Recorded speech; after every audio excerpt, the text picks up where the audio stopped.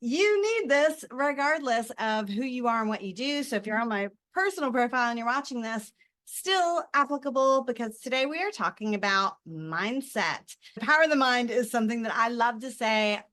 I am just such a huge believer in power of the mind, and that we do control what we think, which controls our behaviors, and we can be in control of all of that. What makes you want to get out of bed early? And if you're a coach like me, this probably is an easy one to answer, but I know for me personally, I am super curious. What is that intrinsic motivation? Is it waking up in the morning and looking at your numbers and realizing that you made money overnight? That's very exciting to everybody. Eric Leary quote, "True success grows from the desire to be our best. Motivation is the soil that feeds this growth." In my regular program, my methodology is growth. 1967, Catherine Switzer. So where does that motivation come from to do this? She wasn't doing it for the fight, if you read much about this, but she was doing it because she wanted to complete the Boston Marathon, and she wanted to be able to do it registered and compete. M, motivation. I, inspiration. So see that little spark. What sparks your inspiration? If you know me and you know me well, I would imagine that your first guess is going to be either podcasts or books, which I do both a lot. And I talk about them a lot. What else can spark inspiration? Traveling, meeting new people, new cultures.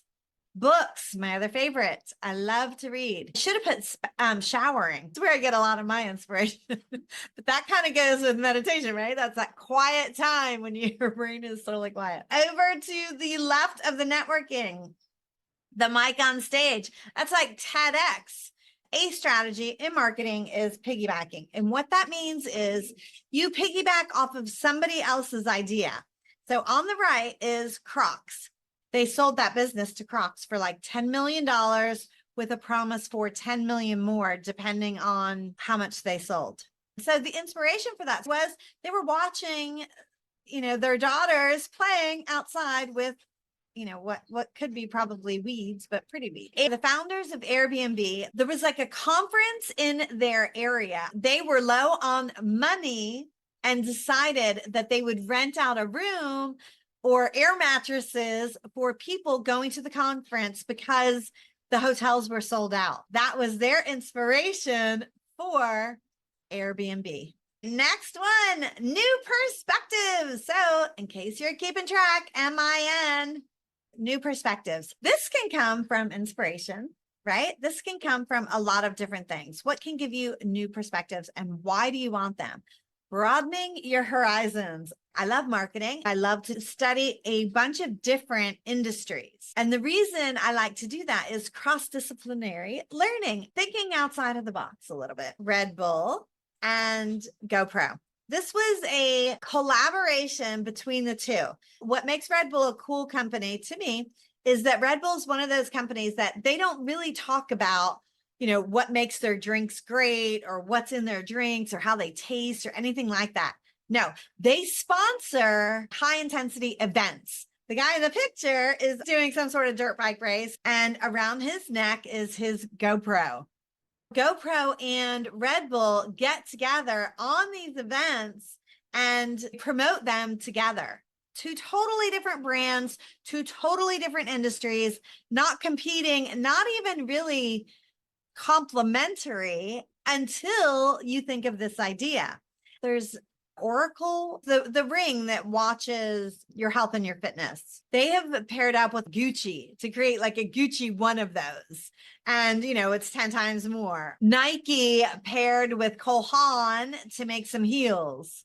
So just different things that first glance don't necessarily go together, but new perspectives, thinking outside the box, broadening your horizons. You can do all of that through your inspiration, the people you meet, the places you go, just getting those thoughts going on. All right, moving on. Some people can never make up their mind. I am a very decisive person, when it comes to serious matters, I'm very decisive. You have to be decisive. You have to. In business, in life, and everything, you have to be decisive. And there are a couple of things that come with being decisive. There's another acronym with this decisiveness part that's all about the framework to be decisive. I put the lie in there because it takes a lot of courage to be decisive. A lot. You have to be willing to fail, fall, mess up, do it bad, and then take responsibility for that and know that it's on you. If you're the one that made the decision, if you are the lead of a team, if you're the manager, the boss, the owner of a company, it does not matter who made that decision. It's still on you.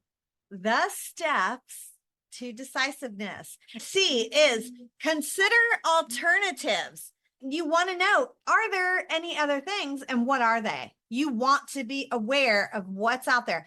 Do your little list. My mom used to always do that. Take a sheet of paper and do the pros and the cons. What are those pros and cons? Figure them out. You want to know. Leverage insights. That's CL. Leverage insights. Where can you get knowledge from? If you are the president of the United States, you have a panel of people.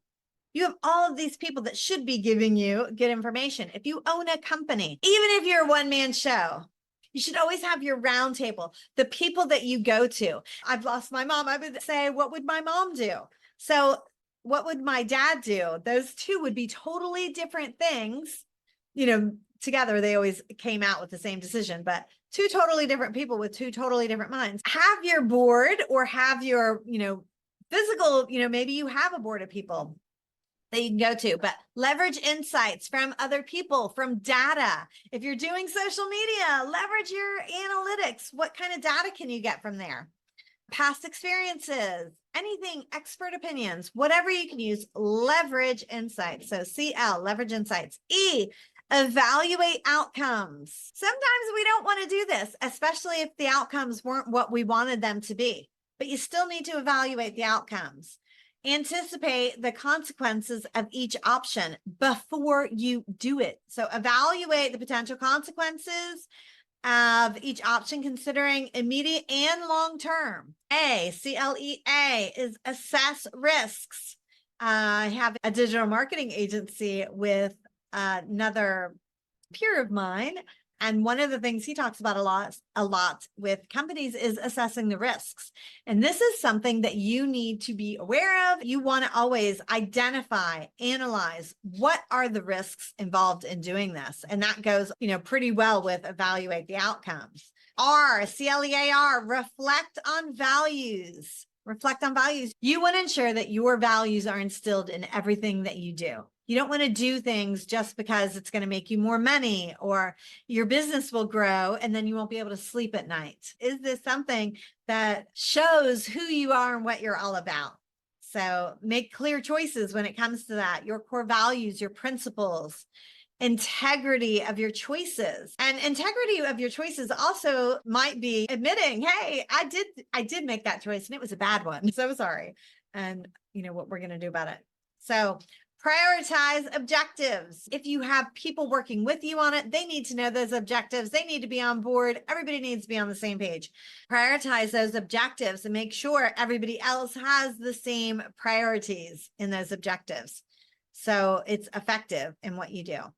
Once you've got all of those other things underneath you, you have to just do it. Pull the plug, act decisively. And then the next one is trust the process. Have faith in your decision-making process. And then once you made the decision, it's decisive, if that made any sense.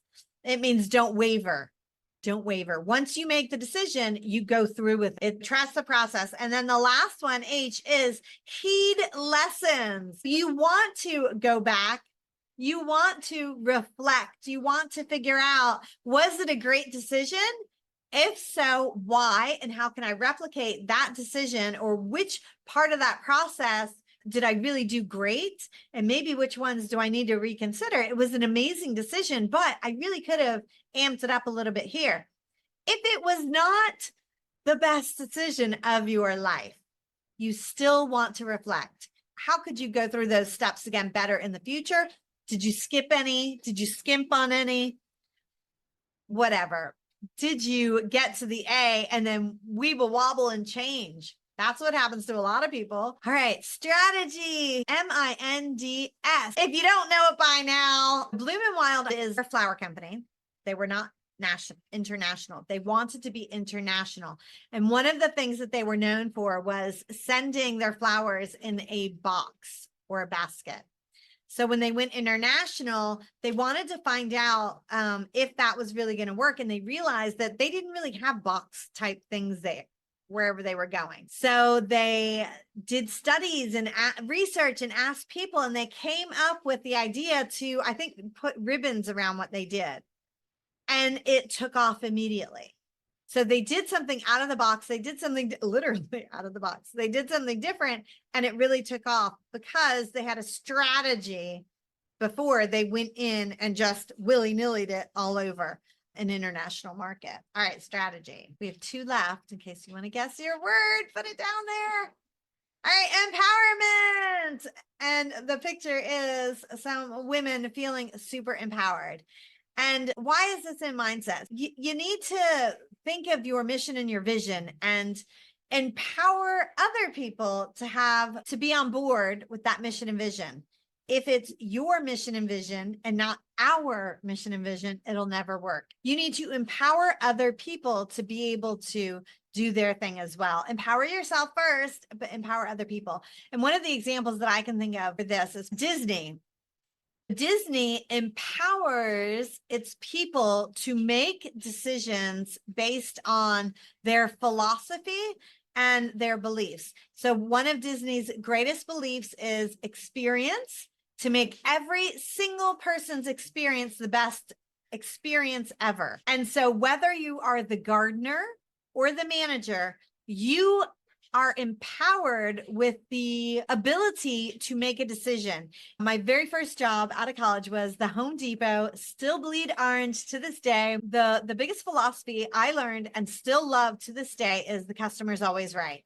If you were the customer rep, when somebody came, you didn't have to turn on the buzzer, call in 5 different people to be able to make that decision. And the people could feel that, and they felt loved, and they returned. And lifetime value of a customer. Bleed orange. There are a lot of people who bleed orange that never worked at Home Depot, and they bleed orange because they were treated like that at some point. So, all right, the last one is T, transformation. Changes ahead. We're always transforming who we are.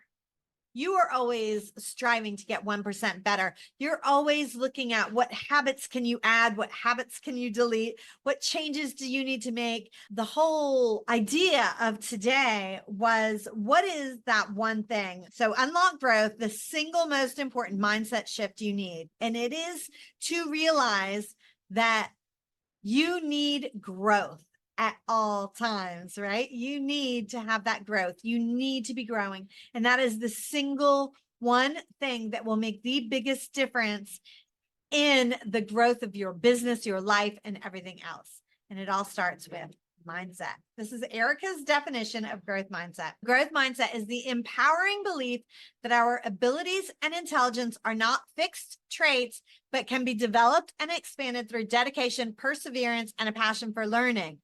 And if you know me, you've probably heard me throw some of these words around before, and definitely that meaning.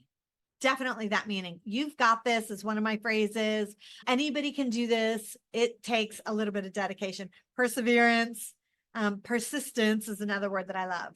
It embraces challenges as opportunities for growth, values effort as the pathway to mastery, and sees setbacks not as evidence of an unintelligence, but as essential stepping stones for innovation and problem solving.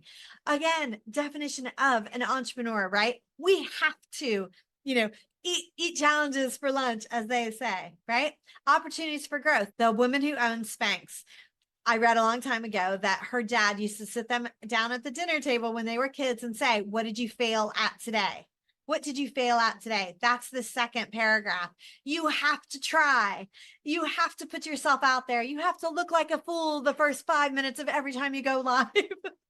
until you figure it out better. You have to do these things. Why? Because if you're not trying, you're not growing. For starters, you're not advancing. People don't get to share that growth with you. All right, last one. This mindset fosters a culture of continuous improvement, encouraging individuals to step beyond their comfort zones, engage in lifelong learning, and contribute to a collaborative environment where possibilities are limitless and growth is infinite. If you know me, lifelong learning is one of the big things. You can hear it in everything that I say. I'm an avid reader, avid podcast listener. I will watch seminars, webinars, whatever. I'm always, always, always learning. I want to hear your opinion. I love to hear other people's opinions and to hear other people's takes, even if it's against what I'm doing. That's okay. I'm open to that. I always tell people if I'm doing something and you have an idea that would make it better or why it's not a great idea, let me know. I might not change. Again, Miss Decisive, I may not change, but I'm open to hearing that. And if I go through my whole decisiveness steps and decide it is going to work, I'll change. No problem. And I will stand up for that change. Leverage is a favorite word of mine, and collaboration is within one of my 6 points of leverage. Collaboration is in there. Why? Because we can go further faster when we don't do it alone.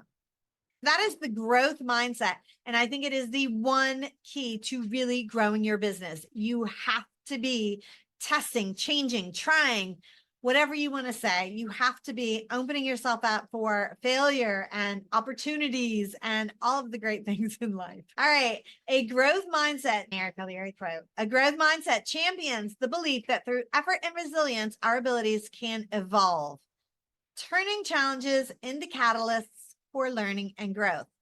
The secret to happiness is this. The secret to happiness is having a goal, not necessarily achieving that goal, but going for it. Enjoy the ride, enjoy the journey.